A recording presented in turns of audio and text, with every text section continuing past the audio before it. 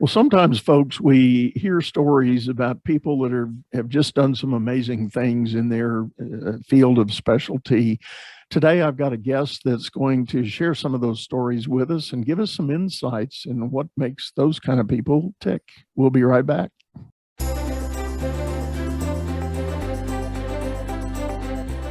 You're listening to Leadership Powered by Common Sense with your host, Doug Thorpe. Here's Doug.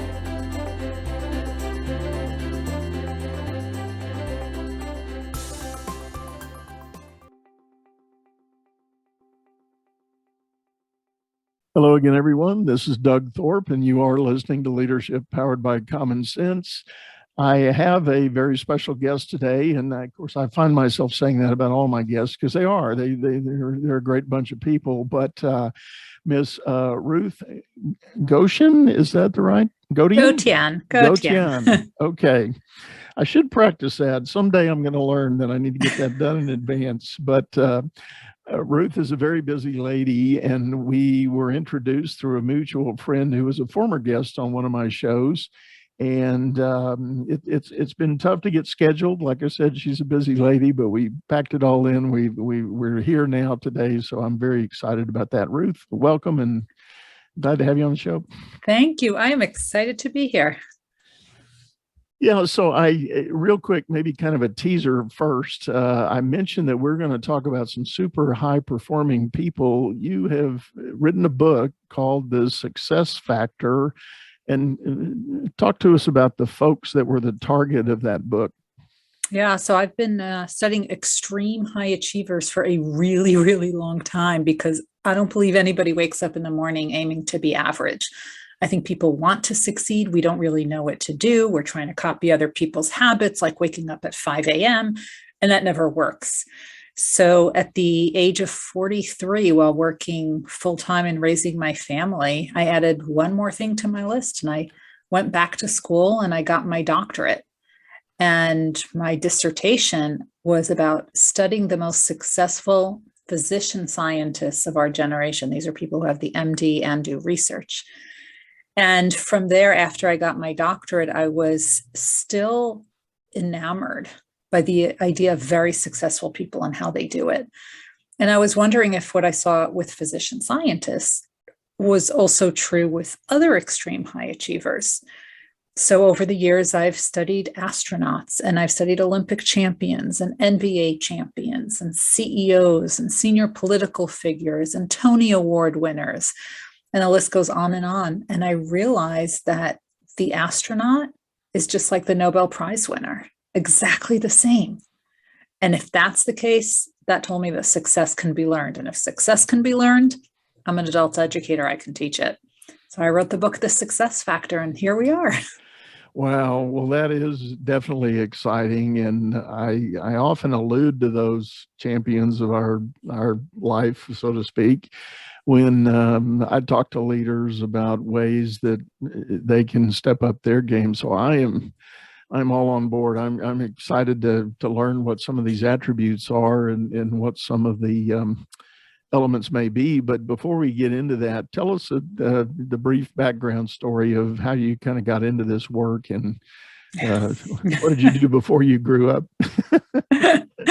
So it's, nobody's road is ever straight. I was pre-med for a day, one class, not even a whole course, one chemistry class. And I said, oh no, this is not for me. So I became a business major, and my first 2 degrees were in business. And when I finished grad school, I went to work in finance and international banking. And that's when I realized you can be really good at something and not enjoy it. Yep. And that's okay. Yeah. So I went back to work in higher ed, specifically academic medicine. And there I ran what's called a combined MD PhD program. So my students would get both the MD and the PhD degree simultaneously. Wow. Okay. So these are the people who are seeing something in the clinic with the patient and trying to solve that problem in the lab and then bring it back to healthcare, back to the patients. We call it bench to bedside. And nationally, we were talking about all those who sacrificed so much to get into this program. It has a 3.5% acceptance rate, so it's super competitive. To get into a program like that, you have to give up a lot. You have to sacrifice a lot. You have to really love it. And yet people were leaving, just as we see in the Great Resignation now. And everyone was wondering, why are people leaving and how do we get them to stay?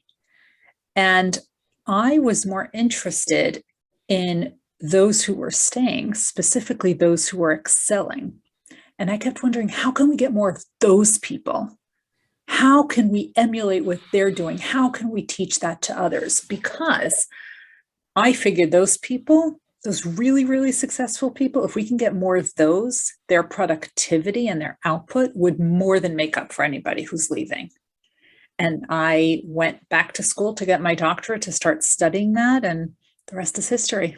Well, and I'm going to jump to the bottom line. Were you able to figure that out and add that to the program? I sure was. I kind of had a hunch that was going to be the answer. So. I sure did. It's there were 4 elements to success, which I've been talking about nonstop and writing about, and they're beginning to be implemented in those programs. I left those roles. I became a dean. I became a chief learning officer, and now I do a lot of writing, both in academic journals, because I'm a faculty member, but also lay journals like Forbes and Psychology Today and Harvard Business Review, to really get a national conversation going, because it's not just physicians, scientists, it's every industry under the sun wants to get more high achievers in the workplace. These are the people who are really pushing the envelope. I mean, these are the people who are bringing the innovation into every organization. So we need to produce more of those. We need to retain more of those. We need to learn how to lead more of those people. We need to get better at identifying the high achievers. And that's what all my research is all about. So there's a little nugget in what you just said. Did I hear you say there were 4 elements that you've identified? Well, let's dive right in. What are those 4? So the first one is all of these extreme high achievers. They found what they were truly, truly passionate about. It's the reason they wake up in the morning. It's the reason they can't quiet their mind at night. They're super passionate about it. Now, the reason that's so important is because when they get dinged, when they get rejections, when they get failures, it's not going to dim their light, because this is their whole reason for being. And they understand that every little hiccup along the way is leading to a bigger purpose. Now, the second element of success is their work ethic, perseverance, resilience, grit, whatever sexy term you want to call it. Really, it's how they view and approach challenges. They never question if they will overcome the challenge. They know that they will. So instead, they focus on how. What is the strategy I haven't thought of yet? It's all about that. The third one is this really strong foundation, which is constantly being reinforced. What you did early in your career, you're not going to rest on your laurels when you become successful. You're going to double down on it and really continue doing that. And last but not least, and this is the one that surprised me the most, was that no matter your accolades, right? Nobel Prize, gold medal, whatever it is, there's continuous learning. Now, these people are not sitting in the classroom. We're adults. We've got jobs. We've got lives. We've got family. We can't really sit in the classroom. But what we can do is we can learn informally. And that's what I realized when I stopped to think about it. All the billionaires are doing that, right? Bill Gates, Warren Buffett, Mark Cuban, they're known for reading 3 to 8 hours a day. It's not the reading that made them billionaires. It's opening their mind up to new knowledge, making connections that other people don't see yet. Now, they enjoy reading, but there's so many other ways that you can just start to absorb informal learning mediums. So, for example, you can read books and articles, listen to podcasts such as this one. Hopefully we're sharing great stuff here, webinars, LinkedIn Learning, right? Seminars, so many great ways that you can learn something new. So if the listeners heard just one thing that they are going to take action on, that might improve things even a drop a little bit, then they are better off than when they started. And that was their way of consuming new knowledge. That's what it's all about. I'm very intrigued. And on one hand, just listening to that list of 4 things, you could be inclined to say, well, that's pretty simple. I can go do that. I can figure that out. But I'm believing when you really lean into each one of those, there's a lot more to it that has to be present or developed. And I guess I'm game for thinking about the very first one, that identity of the passion, learning at an early stage of life what you think your passion really is about. As an executive coach, I spend a lot of time challenging people to define to me and for themselves what their passions may really be about. And it's interesting how difficult that question can be for people. So as you've looked around in your studies and working with others and students that you're bringing in and so forth, what do you think's the stumbling block for really getting a grip on an identity of what that passion may be? I think people think that there's a preconceived path they need to go down. And very often they're not willing to try new things. But what happens is people make that mistake, and which is why I shared my banking story. People think that just because you're really good at something, that's what it is that you like. But trust me, when you find what it is that you're passionate about, you just can't shut your mind off. Now, this happened with every single high achiever who I spoke to. So Apollo Ono, the most decorated Winter Olympian, he was that short track speed skater. He has 7 medals, 7. I think he has 8 medals, 7 of them gold. And a Dancing with the Stars trophy. And a Dancing with the Stars Mirrorball trophy. That's right. Did you know he was a state champion swimmer? No. He was really good, a really good swimmer. Same thing with Bonnie Blair, the long track speed skater. But he didn't love it. They didn't like it. Yeah. Yeah. But when he laced up his skates, even to this day, when he's not skating anymore, you see him on the ice, he's just transformed. It takes him to another place. And that's what it's all about. You know, there's one Nobel Prize winner that Dr. Bob Lefkowitz, he won the Nobel Prize in 2012. He actually trained as a cardiologist. He's a cardiologist. Wow. And he worked at the National Institutes of Health during the Vietnam War, because at that point you were either drafted going to war, or if you're a physician, you can join the public health service. Those who joined the public health service were comically known as the Yellow Berets, right? Because they didn't have the courage to go to war. Well, 10 of them got the Nobel Prize. But anyway, he's a trained cardiologist, but he's a full-time scientist. He doesn't see patients anymore. And I said, well, don't you want to be a dean or a chair? Right? Because I told him about a dean opening. He said, no, I just love my science so much. I don't want to do administration, even if it is a dean. I don't want to do it. I want to do my science. So here's somebody who won the Nobel Prize, but doesn't want to take those leadership roles of a chair or a dean, because they are so passionate about their research. So you have to find what it is that you're passionate about and distinguish that and differentiate that from what you're actually good at. And when I work with people, I actually walk them through what I call a passion audit. And a passion audit really helps you identify what you're good at, what you're not good at, what you're good at but you don't enjoy. What are the things that you're doing for free? When are you procrastinating? When are you not procrastinating? I actually did this with someone who really thought she wanted to do healthcare administration. But when I took her through the passion audit, we actually found out that what she really likes doing is event planning. She changed her entire career. Mm-hmm. And if your listeners want to do a passion audit, there's actually one on my website that they can download for free if they want. Just go to ruthgotian.com/passion audit. Right. Well, I have that in a link here I should say in the show notes. So that's a great resource. You know, Ruth, as you described that, I'm reminded I had an experience, and many of my listeners have already heard this, but in the financial crash of 2008, I did a bit of a career pivot and I founded a nonprofit for job seekers. And we were doing coaching and training to help people, reestablish their destiny in the job market. But quickly, when I got into that work, I discovered the need to help people reconnect with their sense of purpose and passion.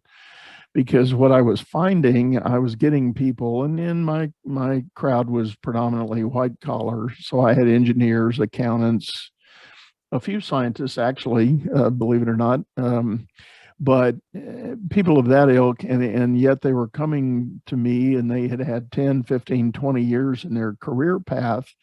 And I would try to quiz them and say, what do you like doing? And they go, well, I don't know. I've been doing this for so long and blah, blah, blah. And it would go on and on and on.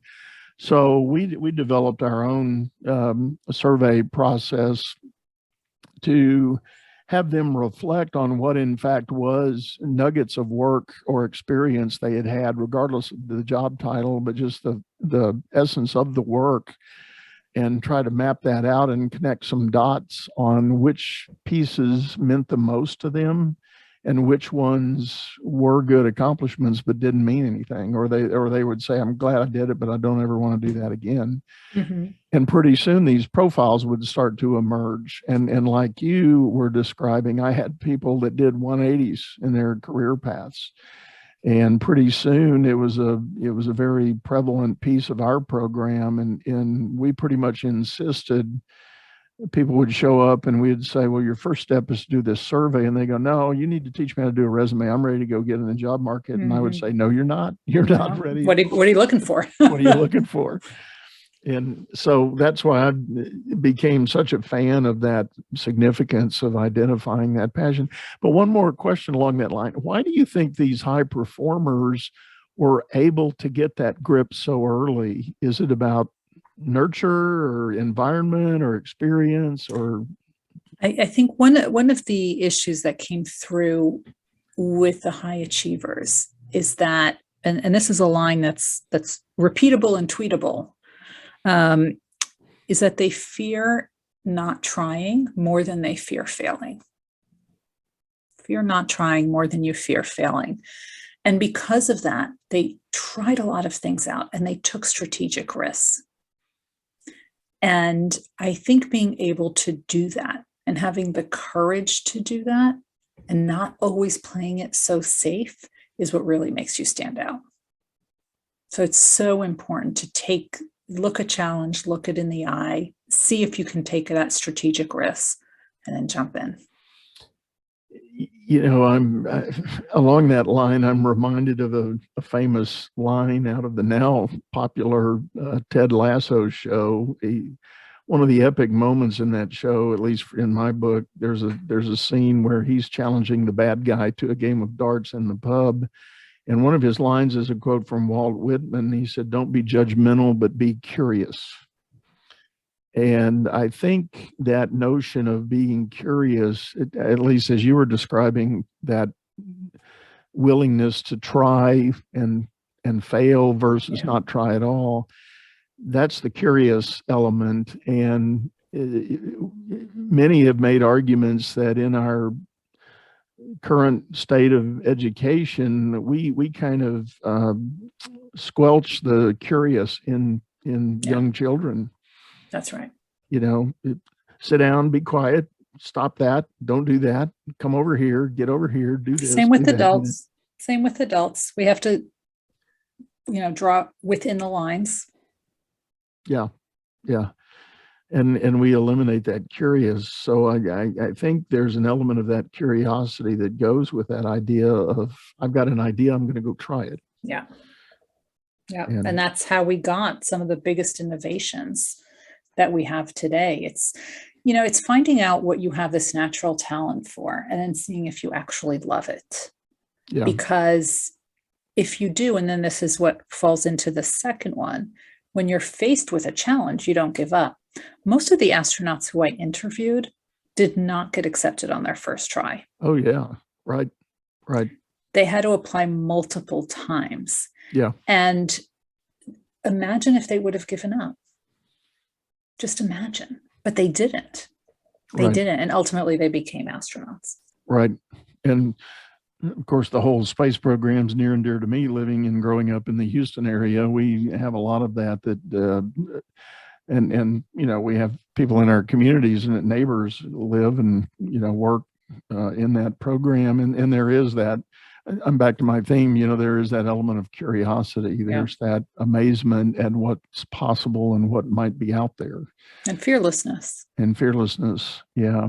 And so from there, then, what about your third element? So the third one is that strong foundation, which is constantly being reinforced. What you did early in your career, you're going to do later in your career. Now, one of the people who I interviewed was Neil Katiel. Neil Katiel is a lawyer who has argued 45 cases before the Supreme Court of the United States. Now, most lawyers don't argue one, let alone 45. And 45 was as of a year ago. It might even be more by now. And I said to him, how do you prepare for these cases? And he said, I've been doing the same three things for every single one of the case. I hold moot courts. They're like simulated court environments. I have a binder with the answer to every possible question that I might get asked. And he said, and I bring that in and put that right on the table in front of me. And he said in 45 cases, he's never opened that binder, but just having it helped him prepare. And the night before the opening arguments, he would go into his kids' room. And as their bedtime story, they heard the opening arguments for the case. And he said, if a child can understand it, then the court can understand it. Wow. And he said every single one of the 45 cases. What an insightful methodology. So I wonder where he picked that up. What was he doing before he did his first case at the Supreme Court? Probably trial law elsewhere where he saw that sort of thing. Interesting. Well, Ruth, it's time for us to take a quick break. This is fascinating work, and we've got some other ideas to go through and finish up the big four elements, and we're going to do that right after this break. Business is all about solving complex problems as fast as you can create them. Become the best problem solver by leading others to greatness too. And the first step is going to DougThorpe.com. Doug Thorpe is known globally for coaching entrepreneurs and business leaders, improving their performance and the work output of everyone surrounding them. You can find health, wealth, and happiness by learning to lead others to health, wealth, and happiness. Go to DougThorpe.com now and order Doug's books or hire him to coach your managers. That's DougThorpe.com. All right, everyone, we're back. You are listening to Leadership Powered by Common Sense. I'm Doug Thorpe, and I have my guest today, Ruth Gotian, and we have been talking about some fascinating study that she did and the book she wrote called The Success Factor. It's focused on looking at super high achievers, and lo and behold, there are four fundamental attributes or values, I don't know what we call them, but mindsets, yeah, okay, that all contribute to this wonderful, exceptional performance. So Ruth, we have gotten through the first three. Tell us again what the fourth one is that these folks demonstrate. So the fourth one is the informal learning. And this is, as I said, this is what really surprised me, is that as all these awards that they've gotten, they were always looking to learn more. There was always something new that they wanted to learn, and they weren't afraid to learn it. And it doesn't matter who was teaching it to them. If it's a person who's a generation younger than them, that's fine. They're looking for the person who knows more about something, who can then teach it to them. Now, they're not sitting in a classroom, so they're having discussions with people, or they're reading articles, or they're watching YouTube, or they're listening to podcasts. There's different ways that you can consume this new knowledge. But what's also interesting is that they surrounded themselves with a team of mentors who believed in them more than they believed in themselves, because they get imposter syndrome as well. And even at their very, very top level, they are still surrounding themselves with a team of mentors. And that's something that we need to be able to do as well. And that's something that we can do as well. I don't care if you're a child or if you're senior in your career, you need to have a diverse team of mentors around you with different levels and different types of people within your industry and outside of your industry. And I actually teach people why you need to have this team of mentors. We just scratch the surface about some of it. By the way, all the research shows that those who have mentors out-earn and outperform those who don't. And the more mentors you have, the more you can learn, the more perspectives you can get. And you also can have access to their network, which can really, really help you in the future. So if any of your listeners want to learn how they can create their own mentoring team, which is not nearly as hard as you think it is, they can there's a worksheet that they can download right off my website, ruthgotian.com/mentoring team. A lot of my regular readers and listeners know my story and that I tell about mentorship. I was the only child of a single mom, a working mom, and she had the wisdom to begin my process early in surrounding me with mentors. And, yes, it started in the Boy Scouts as a young lad, and then it advanced. But even before I was in high school, I already had 3 or 4 very significant role models in my life that were helping me with where I was. And it taught me the value of that. And it just continued on. When I left to go to college, I immediately identified and aligned and sat at the feet of some very significant people at the university, not just my classroom professors, but others that I had identified that were ready and willing and helping. And I've done it. And I was telling somebody this morning, I will be 70 in a few months, and I still have mentors. Yep.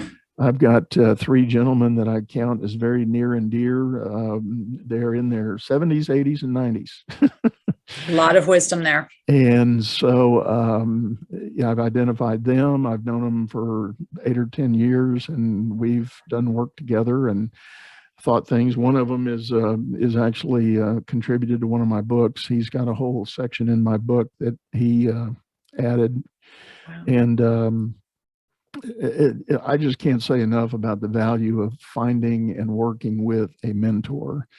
And it's important then, as you advance and you accumulate your own body of work and knowledge and experience, that you pay it forward. you return the favor, and you agree to take on those mentees for yourself. So very absolutely. And that's all of the high achievers. They didn't only just have their own mentors, but they were paying it forward, either one-on-one or large groups. Yeah. Definitely pay it forward. So it's fascinating that among these high performers, that they have their own lens of what's significant and what's not. So talk to us a little more about that dynamic and what you saw as you realized where the bars were set, so to speak. So one of the things that's interesting is that every time I interviewed an Olympian, or anybody really, any of the athletes or Nobel Prize winners, I would say, can you show me your medal at the end of our interview? Only 2 of them had it on display.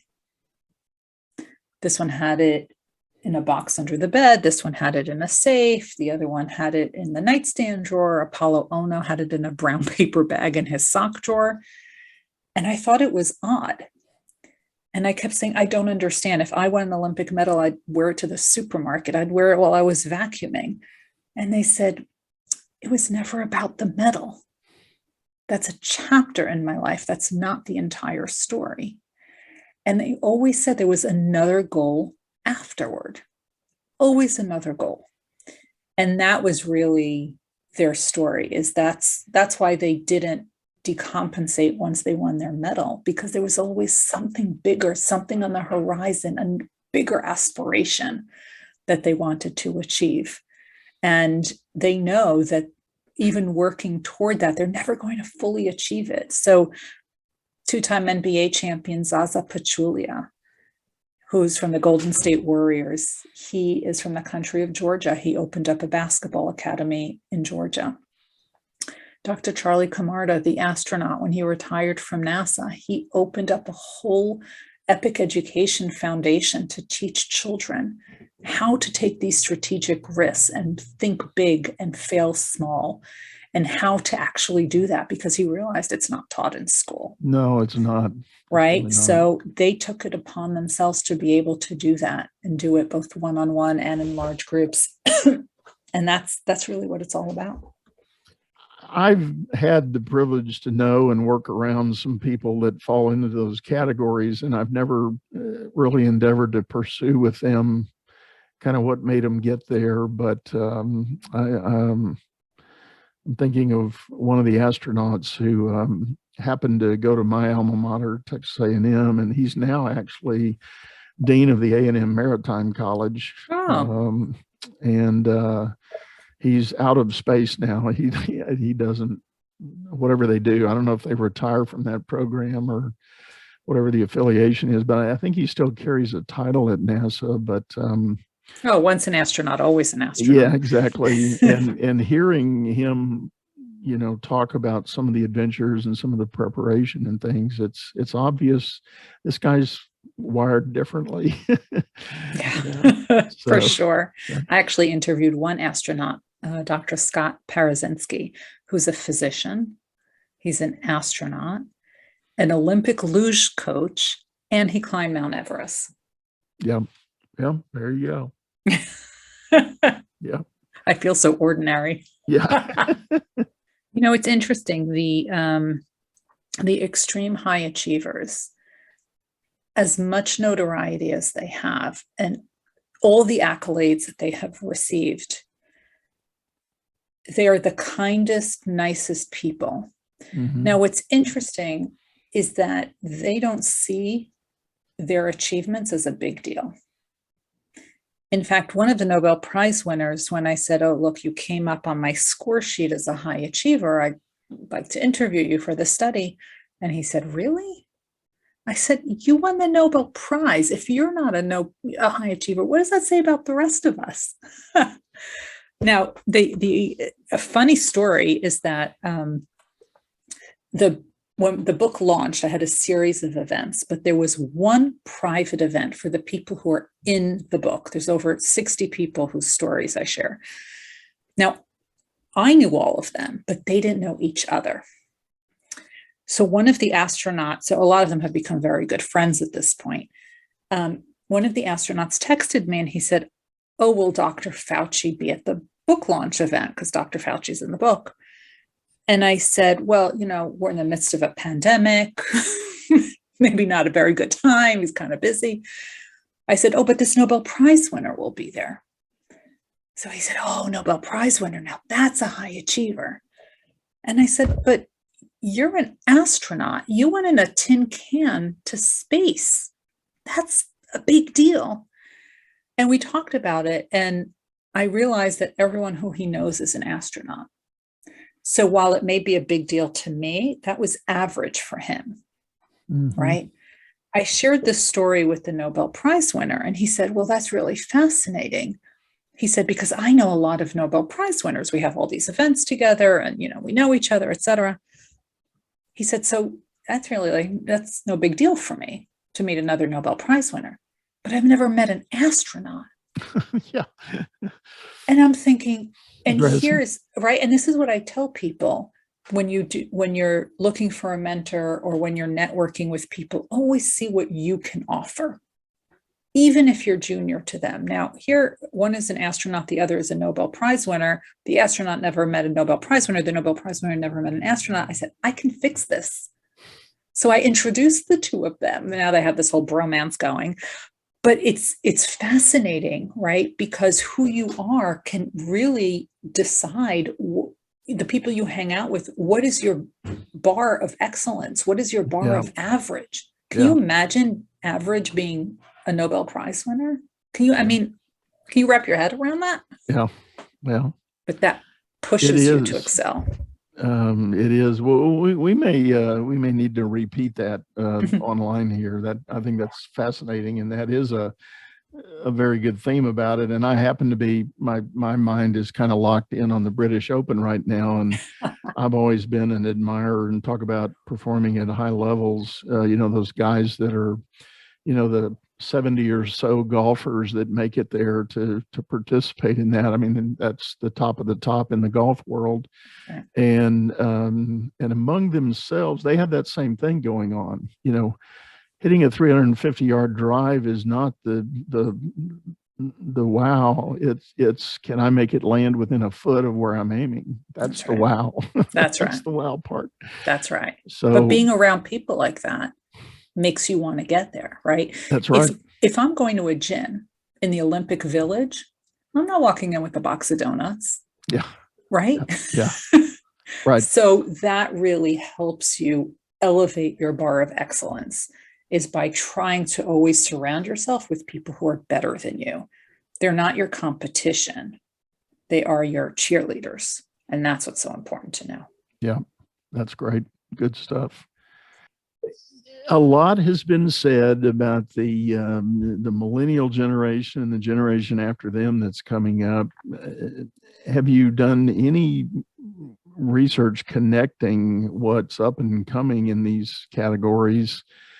And has any of that thinking changed, or any of those foundational elements? I haven't quite yet looked based on generation, but my early research to define success, and this was published in the academic literature, we saw that there's a difference in the definition and understanding of success based on gender and rank. And that was really fascinating because the more senior you are, ideally, the higher ranked you are.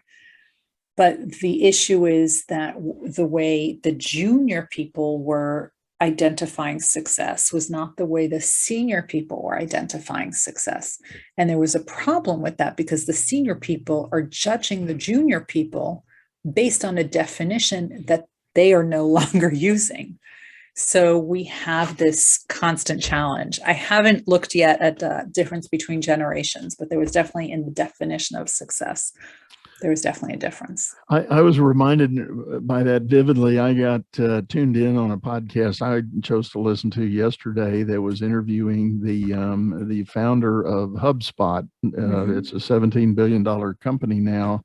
And the host on the podcast, somehow they got off on a little bit of a tangent, and they were talking about where you live. And what they were really talking about was, do you own or do you rent? And there was the host and an associate he had, and then the guest, and who was the HubSpot founder.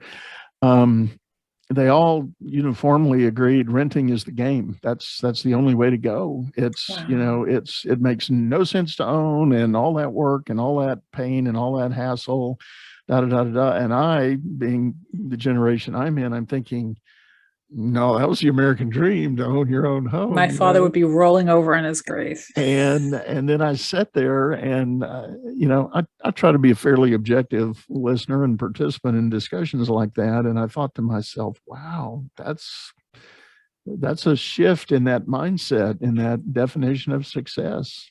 Yeah. The success is not having the hassle of worrying about the maintenance on your house. Let somebody else do that. And the success is having freedom to go do something else and pursue something else. So they value time. Interesting takeaway there. And they value time. We valued our pension. I love your point that, there's a generation still in management that is looking at the yardstick in a totally different way. Yeah. And the new generations coming into the workforce are defining that differently, or at least presenting a different set of expectations about the work. So yeah, absolutely. Important challenge. Well, we probably need to wrap this up, Ruth, as little as I would truly like to do that. It kind of put a bow on this for us. What do you think the big takeaway is that people ought to think about based on your experience and learning in this? I think there's 3 points I want everyone who's listening to remember. 1, success can be learned. If you don't want to be average in life, success can be learned. That's number 1. Number 2, you have to fear not trying more than you fear failing. And number 3, this is something that was told to me by my mentor, and it's actually something that Dr. Fauci told me when he told me how he's selects the projects he works on, is that you have to do something important, not just interesting. Because if it's interesting, it can be a hobby. But if it's important, it will leave a ripple effect, and you will be able to help people you will never even have the opportunity to meet. So if you want to leave this world better than you found it, do something important, not just interesting. Fear not trying more than you fear failing. And remember, success can be learned. I love it. That's a powerful, powerful message. And I think I'm going to leave it at that. I'm not going to add any other commentary here. It's so well spoken, Ruth. And thank you for being with us and sharing all of this. My honor. Thank you. Repeat for us again the website if people are wanting to reach out and get more information. Sure. So my name is Dr. Ruth Gotian. The website is just my name, Ruth Gotian, Gotian. The book can be found there, ruthgotian.com/book, or Amazon, Barnes and Noble, wherever you love buying books. The book is called The Success Factor. Great. We will have all that information in the show notes, folks. And I want to remind everybody, if you're listening on your favorite audio channel, there is a video version of this episode that'll be on YouTube under the channel by the same name, Leadership Powered by Common Sense. It's been our pleasure to spend some time with you today. We hope you found this inspirational and valuable. I certainly have. I'm pumped. I've got to go get a new idea to go work on. And it's been a pleasure. And folks, we're going to sign off right now, say goodbye, and thank you for listening. We'll see you again soon. You've been listening to Leadership Powered by Common Sense, hosted by Doug Thorpe. If you would like to know more about the coaching and advisory services he provides, visit dougthorpe.com.